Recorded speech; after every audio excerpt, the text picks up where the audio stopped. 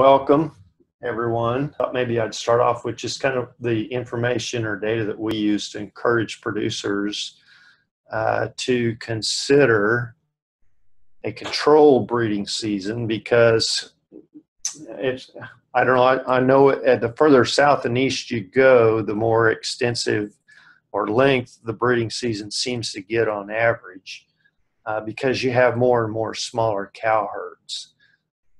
But this data, Dr. Doy's group in Ag Economics put together several years ago, and what it showed is that on average about each 1 day increase in the breeding season increases the cost of production. If you look at that on a cost per hundredweight of calf produced basis, it's about a nickel per hundredweight for each day the breeding season length is extended.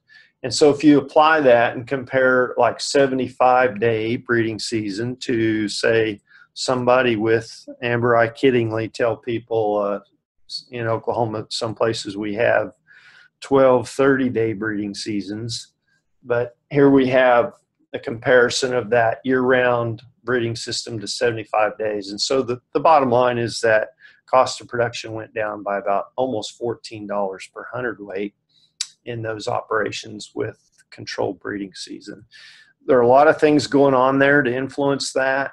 Obviously, management of the cow herd. You know, if you've got year-round calving, let's say at the start of the supplementation season in the fall of the year, you know, you've got some cows that are in early lactation, some in mid-lactation, some cows are in late gestation, and so on and so forth. And so, you know, as a consequence, you're always underfeeding some animals or under-supplementing, and you're always overfeeding some animals in that scenario. And our tendency is to, because we're good stewards, is to lean towards taking good care of the livestock. And so you probably aim for the higher nutrient requirement animals, which would be those cows in early lactation, and therefore wind up spending more money on the feed bill. So uniform calves has been shown to bring more money in many studies across the country, and we've done about 3 here in Oklahoma.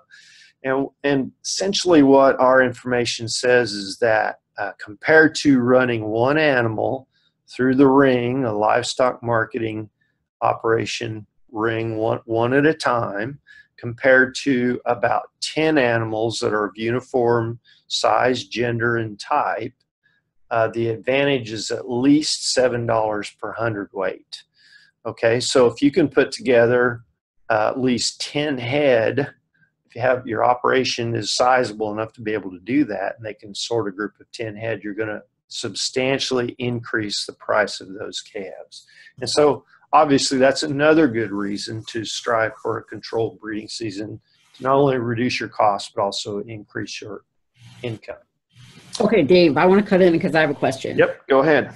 Okay, so in terms of reducing the breeding season length, does that still apply if you do something like split your herd between having, like, say, half of it spring calving and half of it fall calving? So you have sort of 2 clearly defined breeding seasons, but you're kind of hedging your bets between those two? No, it would not apply in that case, because you've got clear 2 controlled breeding season. And, you know, our assumption there is that you would be taking advantage of, well, probably one of the biggest advantages you'd have is utilizing that bull battery for both groups of cows. And so her comparison is to a year-round versus a controlled breeding season. So no, does that answer your question, Amber? Yeah, I don't think it applies to that case. Thinking about this, and I'm like, what if you did have 12 one-month breeding seasons? Could you end up, you know, like if you had obviously you'd have to have a very large herd to make that practical. Yeah. Yes, but you know, at some point your labor resources get extended to the point that you just can't do everything well. Right. And that's kind of the idea, you know.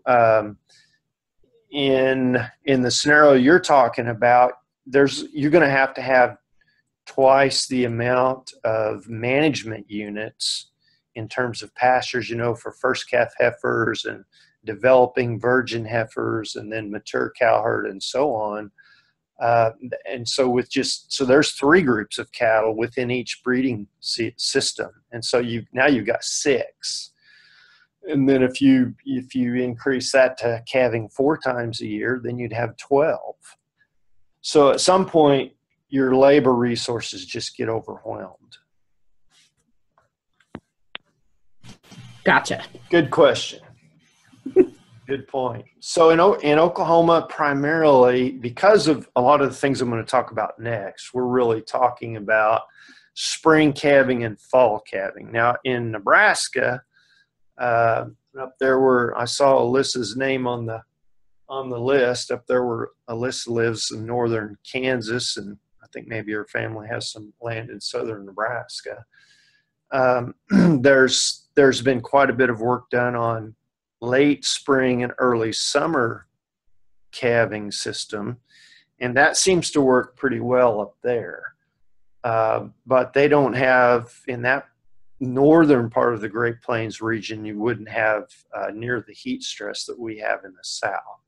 And so here you're talking about a spring calving system, which is going to be anywhere from middle of January to, generally speaking, about the middle of April. And then a fall calving season, which is going to run from, usually very end of August to around the 1st of November.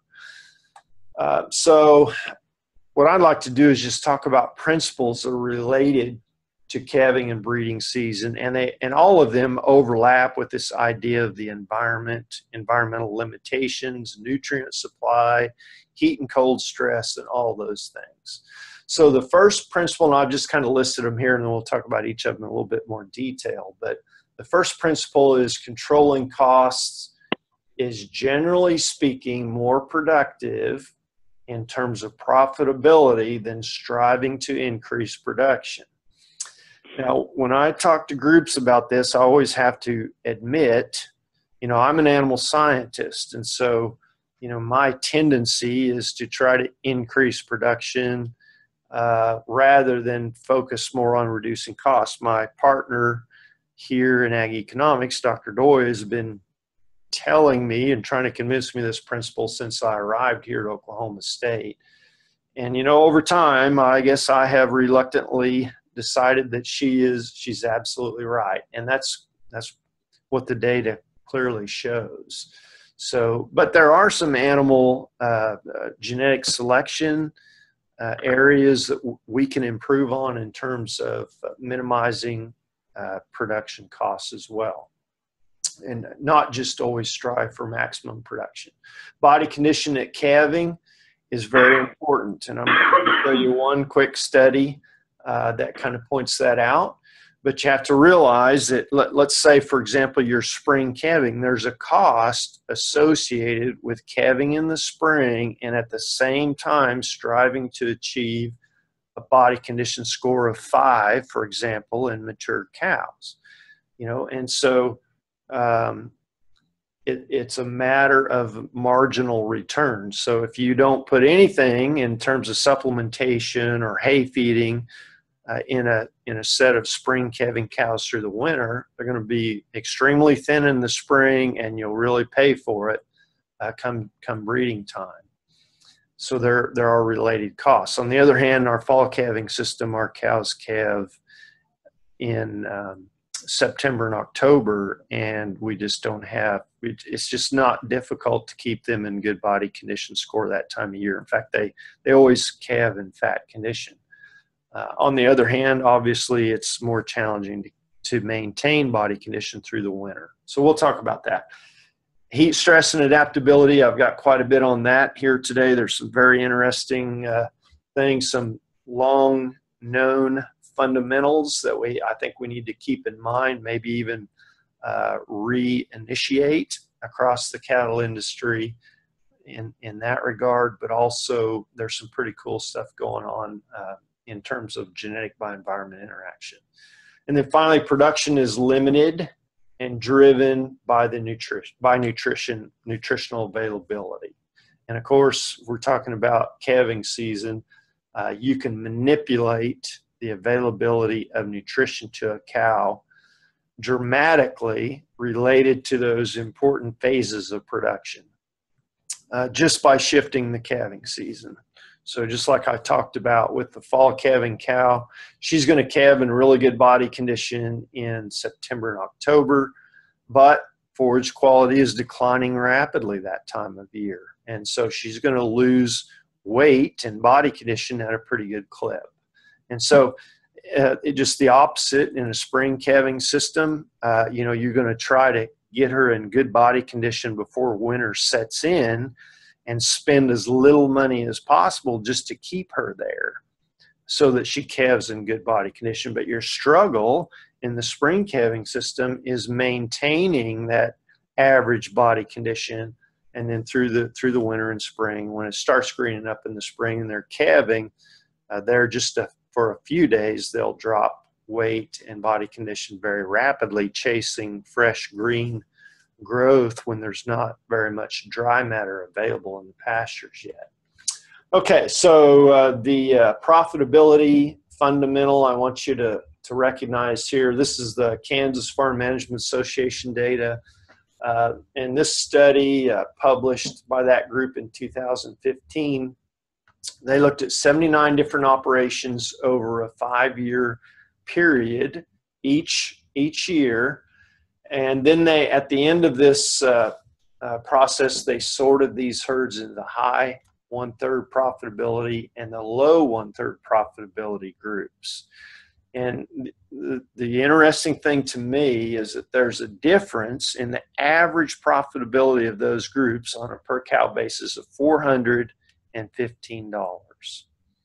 So, wow, that's dramatic. It tells you that, and that's over a 5-year period. That's not just 1 year.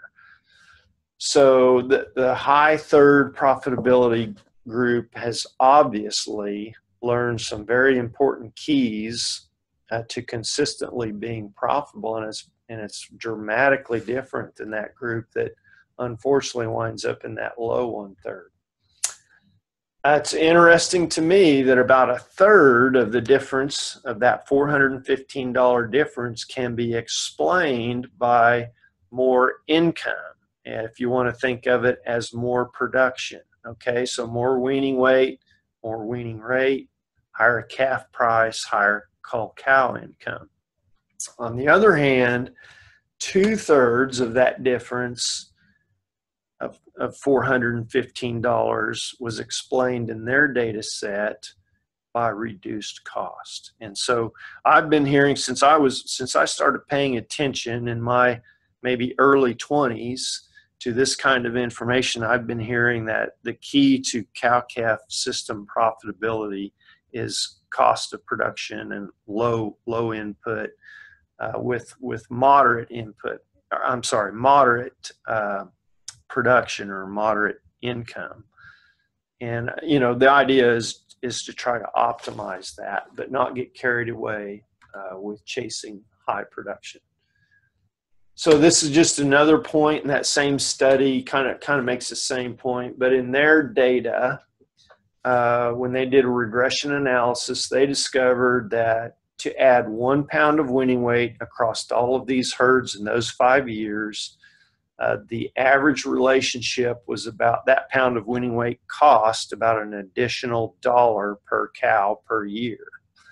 Okay, so we just looked at Oklahoma City National Stockyards value of calf weaning weight within what we thought would be pretty standard calf weaning weight range, meaning 550 pound weight cattle up to 650 pound calves. And we looked at that relationship of price to value for the same 5 years that the Kansas group conducted this study. And what we discovered was that the value of that additional 1 pound of gain on average over thousands and thousands and thousands of records, in fact, 234 weekly sale reports we looked at, the value averaged 86 cents. So it cost $1, it was worth about 86 cents. So just another point to say that probably keeping a close eye on cost of production is maybe a better use of time and effort compared to increasing production. Okay, just a quick word about body condition score, and we'll just use kind of the principle here of aiming for a body condition score 5 at the time of calving. We'll say a minimum of 5 at the time of calving in a mature cow, and then in a first calf heifer, we're gonna hedge our bet a little bit and increase that target to a body condition score 6. So here you see a cow in the upper left. This is one of our fall calving cows, and this would actually be about weaning time. So this picture would have been taken probably late July, but she's in a body condition score 7. The female in the bottom right, she's in about what we consider a 2.5. So she's really thin, and she's got a winter hair coat. So you can just imagine if you were able to shave that winter hair coat, you'd see all of the features of her skeleton. So we're going to aim for a 5 in a mature cow and a 6 in a first calf heifer. And certainly that's going to have costs associated with it, like I mentioned earlier. But the reason it's important is because there's a close relationship between body condition score at calving and the first 90 days after calving to reproductive success, the calf immune system, and there's more recent information that suggests that there's fetal programming that actually influences that calf's productivity, maybe even carcass quality later in life. Current body condition score obviously is a result of the balance between recent nutrient supply and recent nutrient requirements. It's a result of different management aspects of the operation. You can name a lot of them. I've just listed a few here: grazing management, supplementation, herd health, timing of calving is a big one. And then it's also a reflection of the match or mismatch of the cow's genetic potential to the forage, environment, and management system. So you could have the forage and grazing system, fine-tuned, and if you've got the wrong type of cow, you're still not going to have much success. So, turning Holstein cows out in the Nevada desert is probably the biggest or best example I can think of. Obviously an extreme example, but you wouldn't expect those Holstein cows to come back pregnant, for example, after the breeding season. Here's some data. This is actually from my PhD dissertation. What we did was calved a set of first calf heifers in thin body condition, and here you see the range of their body condition at calving. And then we managed those cattle in different groups to gain body condition after they calved. And so here you see the range in weight gain expressed in body condition score change after they calved. So some of these heifers were thin and lost weight. Some of these heifers were in sort of average body condition, but we managed them to gain a lot of body condition in that first 90 days. All I want you to see is that if you start out behind the 8 ball, especially with a heifer, so body condition score 4, it took 131 days for her to start her estrus cycle, the first one after she calved, and that's if she didn't change in body conditions after the calving season. Okay, now if she calved in decent body condition, we didn't have any of these heifers calve at our target, which we said was 6, but that was by design. If she calved in a 5.5, didn't change, it was 89 days. But look what, even if we add 2 full body conditions to the 4 heifer, we're still at 111 days. So bottom line is you just can't fix it. If they calve in extremely thin condition, and it's more pronounced in heifers than it is in cows, you cannot recover that. So the first principle is body condition score at calving, and yes, you can fine tune that by management and grazing system by slightly adjusting their body condition just prior to and just after calving, but you're not going to have near the impact that you will with body condition score at calving time. Okay, so another principle related to the environment and calving time of year is this heat and cold stress idea. And I'll just be real frank, I passed on cold stress because there's not a whole lot of dramatic influence of cold stress on productivity. There is much more dramatic impact of heat stress on fertility and adaptation to the environment. Obviously, there is some, otherwise there'd be a lot more Bos indicus cattle in the northern part of the country. But in the Great Plains, we're talking, southern Great Plains in particular, we're talking about more heat stress than we are cold stress. So here you see, this is just a chart pulled from our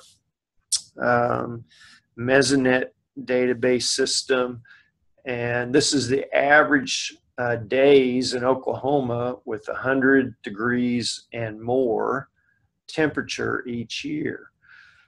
And I don't know how many of you would remember, but in 2011 here in Oklahoma, Marty, I think we had over 100 days with 100 degrees plus. And some corners of the state, particularly your corner of the state, I don't know what it was, but it was high.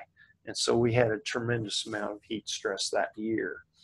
I just want to show you, this is a classical male fertility, bull fertility experiment.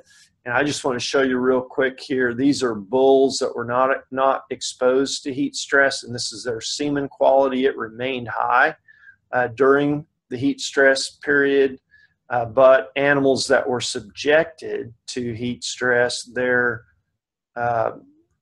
percent motile sperm went down drastically and rapidly. And then it took 8 weeks, essentially 8 weeks, for them to recover before they got back up to the same percent motile sperm of the controls. So heat stress has a pretty drastic impact on bull fertility. And this is just a literature review conducted several years ago that basically just kind of highlights the importance of this in terms of female fertility. And in Christenson's review, they say that high temperatures and humidity definitely had the most impact compared to cold stress. Pregnancy and calving rates from 10 to 25% lower are common in cows bred through the heat of the summer. And then high temperatures reduce conception rate, lengthen the postpartum interval, and reduce the duration of estrus. And you can imagine on an August day, for example, cows with high heat stress are not going to be out there highly active during an estrus event. So from a management standpoint, this just tells us that we need to adjust the calving and breeding season, particularly in the southern Great Plains, to avoid that predictable extreme heat during the middle of the summer. So let's just talk then about heat tolerance in a little bit more detail. And I've taken some of this information from a really nice literature review that Dr. Megan Rolf did and is available there on the Angus Foundation's website. And if you're curious about more detail here, I'd encourage you to you can Google that, Dr. Megan Rolf or the Angus Foundation or both, and probably get to it pretty quick, but there's the link. So, you can manage or improve heat tolerance through both mating systems and breed selection, as well as within breed selection for heat tolerance. There's some of both of that going on in the cattle industry, probably more of the second going on now, because the industry has moved more away from crossbreeding systems and more to single breed purebred systems. So we've kind of gotten away from the crossbreed mating systems. Although we still do see quite a bit of Bos indicus influence in the deep south.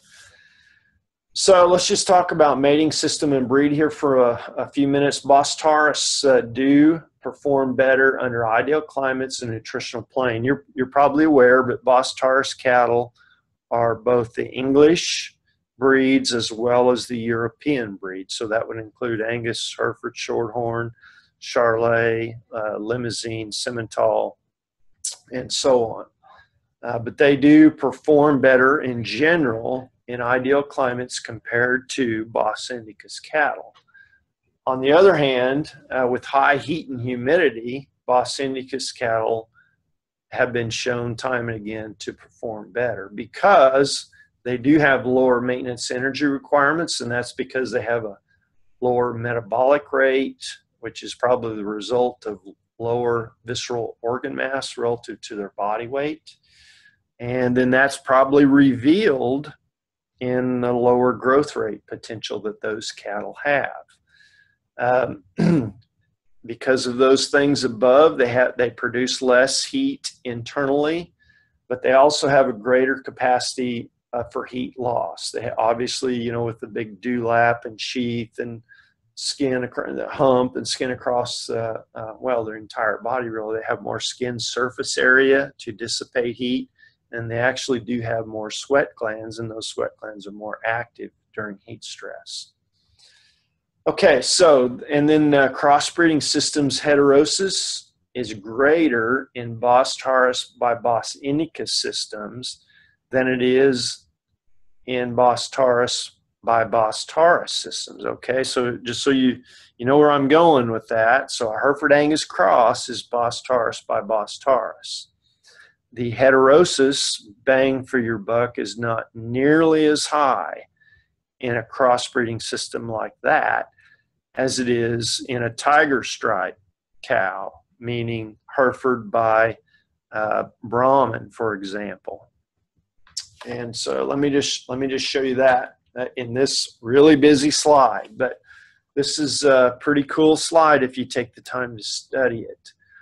This represents Dr.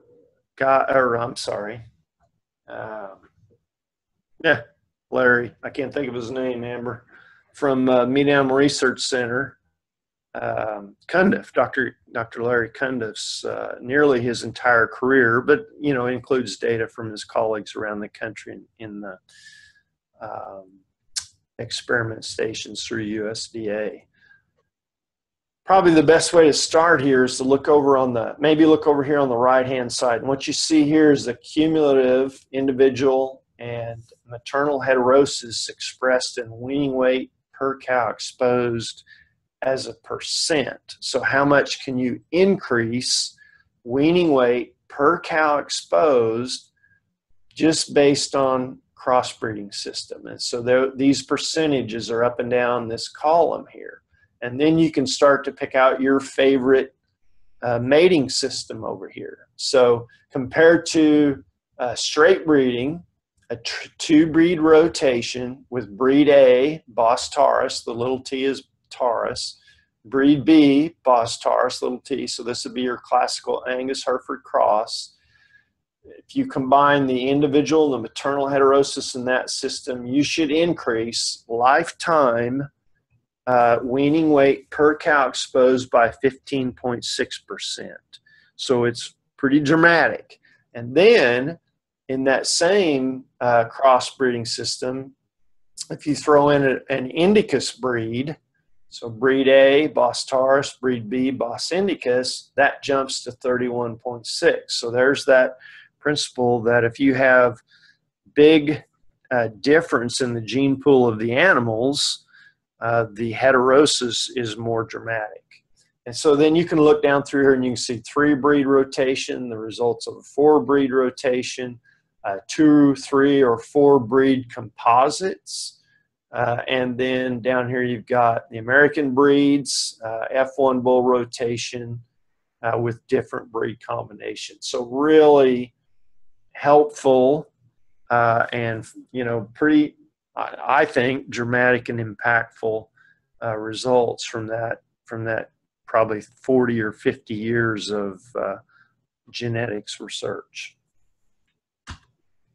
Okay, and then let's talk just a little bit about selection for heat tolerance within breed. And there's quite a bit of that going on throughout the country. But first of all, recognize that heat tolerance is a heritable trait, so we can make some improvements on it. Components of heat tolerance include ways that it's revealed and we measure as respiration rate, body temperature, and then hair coat and shedding. Respiration rate has been shown in Megan's literature review to be anywhere from 0.76 to 0.84 in terms of heritability, body temperature from 0.1 to 0.68, and then hair coat and shedding from 0.35 to 0.63. So you would consider all three of these traits to be moderate to high in heritability. Data has shown that cattle with short, sleek hair coats can regulate body temperature better during periods of heat stress, and then improved shedding has been shown in about 3 different experiments to be related to weaning weight. So the earlier they shed off, on average, the more the calves weigh at weaning, and the more thorough they are at shedding, the more their calves weigh at weaning on average. I might mention that respiration rate and body temperature, are both difficult to manage on the ranch. So right now, most of the selection tools are focused on hair coat and shedding. All right, just a quick mention about nutritional limitations. We've kind of already talked about, forage quality and the goal of calving cows with body condition score 5. But there's some other important considerations, and that is that, you can get to, and I think we are at, a genetic potential level that your environment cannot support. And so I've just got a bull that was out there at OBI on feed, and the idea here is that for the most part, his environment really is not very limited. I mean, I guess you could argue that if you don't have shade or misters in the summertime, those cattle, don't have the opportunity to go find shade to relieve heat stress. And then you could say the same about cold stress and mud in the feed yard. But I'm just assuming that most of the time the managers have control of those situations. The cattle have all they want to eat anytime they want to eat it. Generally speaking, they have a pretty good environment compared to this cow where this is a fall calving cow, and this is probably, I don't know, this would probably be maybe the 1st of November. And so she's heading into winter. She's lactating. Forage quality is going down. She's going to have to deal with cold stress. And then in that time period, she's also going to have to try to rebreed. So there's definitely quite a few challenges and limitations to her environment. So if we look at spring and fall calving then, obviously in fall calving system, nutritional requirements are going up, and my blue line here is kind of representation of forage quality and availability. But in a fall calving system, those nutritional requirements are high, while forage quality is low. The nice thing about a spring calving system, and the reason probably most animals that are left alone and out in nature calve in the spring is because, they calve during and or just prior to improvement in forage quality. And so it's a pretty good synchronization of requirements and availability. What we've discovered in some of the work we've been doing here in our dry lot projects is that the environment most definitely limits milk production and therefore calf weaning weight. And so here you don't worry too much about these units, but what we've got here is wide range in feed intake and a set of cows in dry lots where we could control the amount of feed they consume. These cows had availability to the same diet that the cows had, and they had creep feed availability free choice, which was about the same quality of really high quality grass. Okay, and so this would be like cows with limited amount of high quality forage, but the calves had all they want. And what we did was we just continued to increase, just like in my PhD project, we continued to increase the amount of feed available to the cow. And what we showed is that obviously the more feed that was available, the more milk those animals produced. The less feed the cows consumed, the less milk they produced. And so, this just shows you that. So how do we make this practical? Why would you select cows or sires to use in your cow herd with extremely high genetic potential for milk production in a fall calving system? So hopefully you can see where I'm going with that. When nutrient requirements are limited to begin with through the winter, what this shows us is that those cows are going to be limited in milk production, not because of their genetic potential, but because of the environment that they're in, the nutrients available.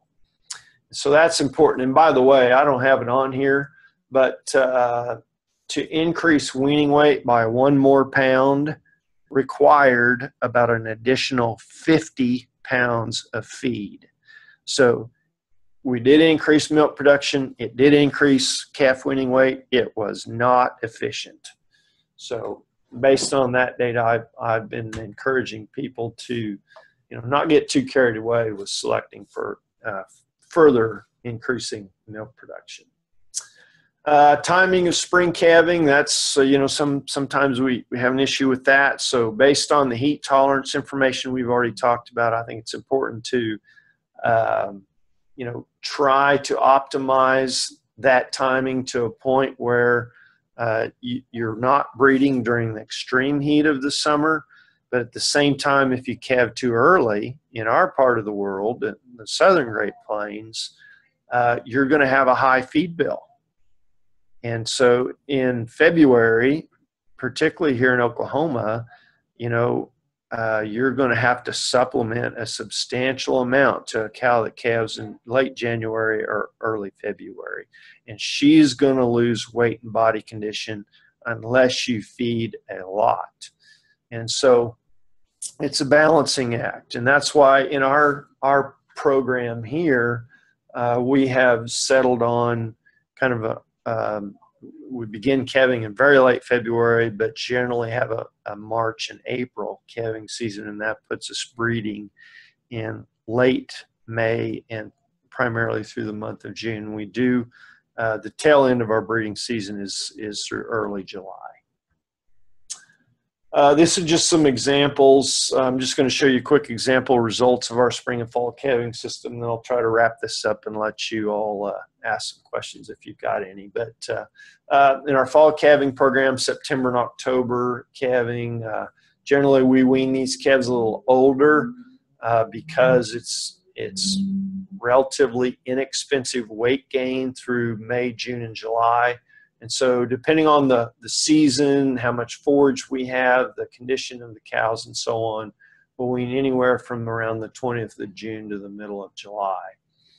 Continuously stocked in the study we've been conducting for the last several years. We have a low stocking rate in that project at 13.4 acres per cow. Most people in this region are stocked at about 8 to 1. And so, but they're feeding hay for anywhere from 60 to 100 days. We are not feeding hay unless it's more than 6 inches of snow or ice covered. And so these cows get very little hay each year.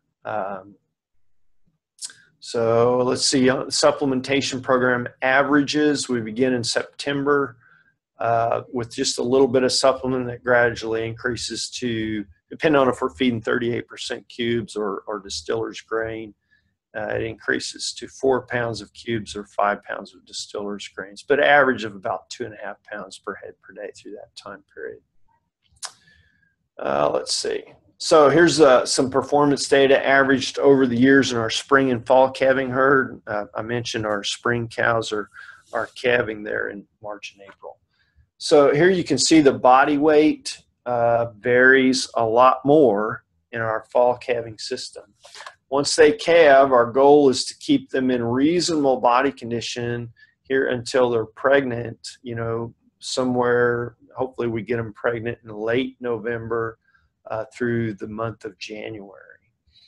And then, you know, they're going to lose body condition and weight, but we're not too concerned about that because they're already pregnant. And so we really don't feed our fall calving cows much more than we do our spring calving cows during this time period. And we know that the environment is going to limit their milk production.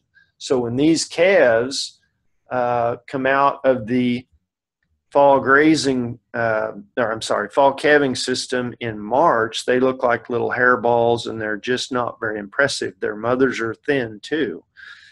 But then from that time until the end of June or middle of July, they gain 3 to 3.5 pounds a day, the calves and the cows both. And so during this period, they're experiencing compensatory gain. The cows are. The calves are too. Body condition score is a very close reflection then of the weight change, and you can see that body condition score is much more consistent throughout the year in the spring calving program. Reproductive performance over the years has been very similar, a slight advantage in the fall calving system, and it's interesting, the percent AI sired calves, and they're all timed AI one time, and that's the only shot they get. We wait just a few days and then turn out the cleanup bulls for about 60 days. But percent AI sired calves has been decidedly an advantage of the fall calving cows here in our program. Calf weight, you know, we don't have, our calf weights aren't anything special here at OSU, about 5 1/4 in the spring calving system.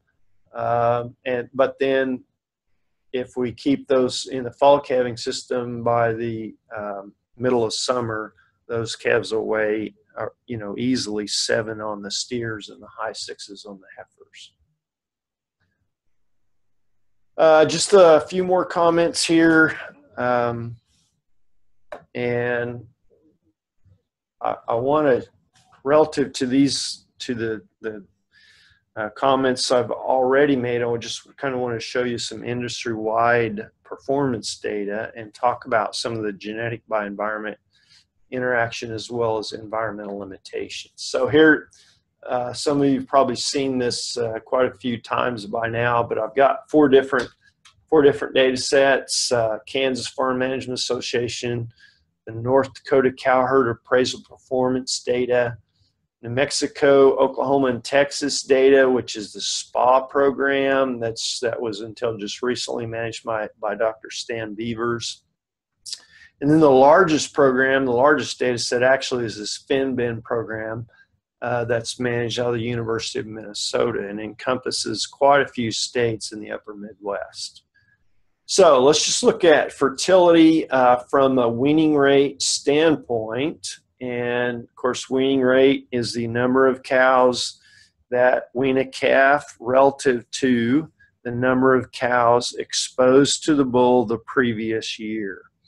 And so here you've got, this is the Oklahoma, New Mexico, and Texas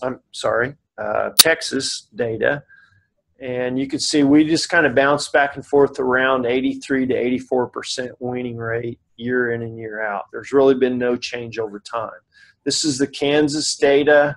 Again, no change over time. North Dakota, and then the upper Midwest data set. So no change over time in all of those. It's interesting to me that we definitely struggle more with fertility in the South. You know, we average about 83. These other data sets would average somewhere in the 88 to 89% weaning rate. And that's really good. So I don't know if those northern states can improve on their reproduction cost effectively. It may cost quite a bit to improve that substantially. There's a lot of room for improvement in the South, nevertheless. So that's kind of interesting discussion, the difference there. What about weaning weight over time? This This slide shows the Meat Animal Research Center groups a crossbreed adjusted EPDs for weaning weight. And these are bulls.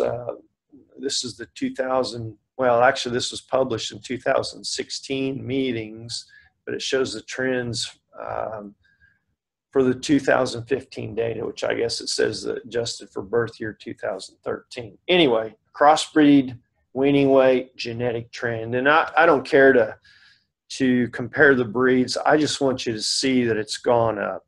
You know, obviously people have selected for more growth over time, and the yearling weight genetic trend looks just like this. So the question is, you know, what impact does that have on our cows, and is there a potential antagonism here?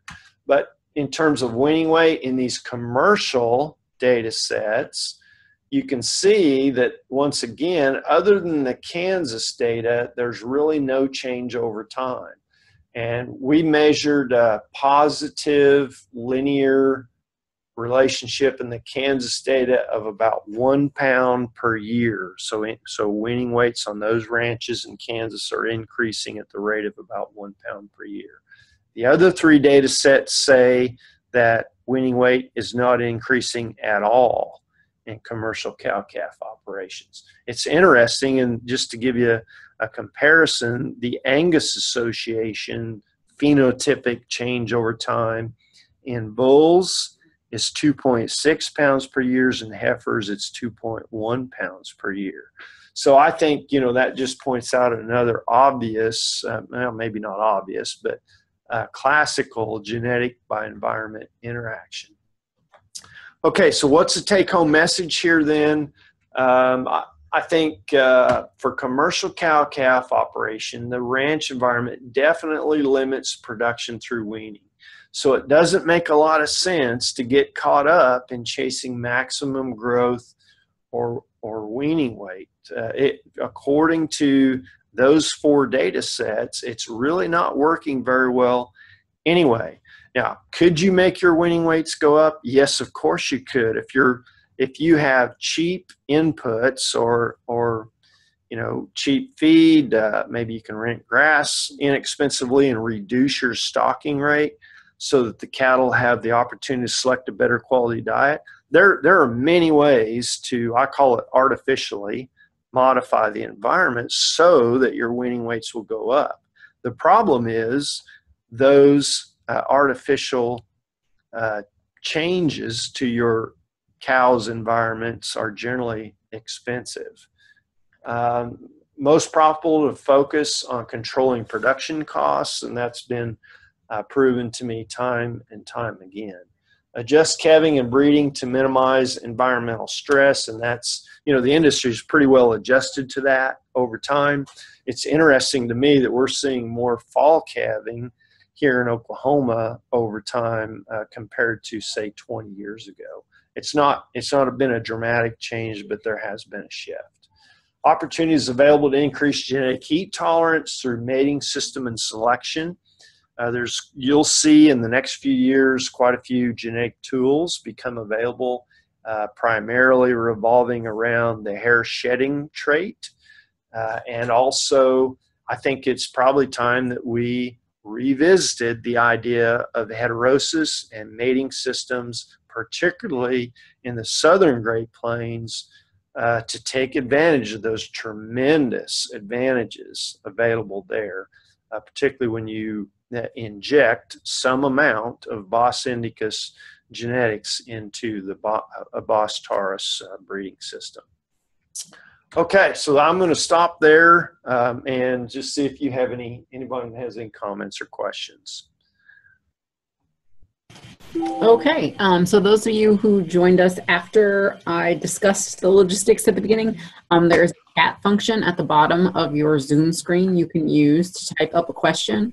While I give you guys a little bit to think about and type those out, I wanted to ask you a question about that inclusion of indicus genetics into beef cattle. Is there a northern limit and or a temperature limit that you would, like, where would you draw the line for where you think that becomes less helpful in terms of increased heat stress tolerance? That's a tough one. I assume, and I don't have a very good academic answer for you, Amber, but I assume it would probably be maybe the southern Kansas, northern Oklahoma lines, give or take 100 miles.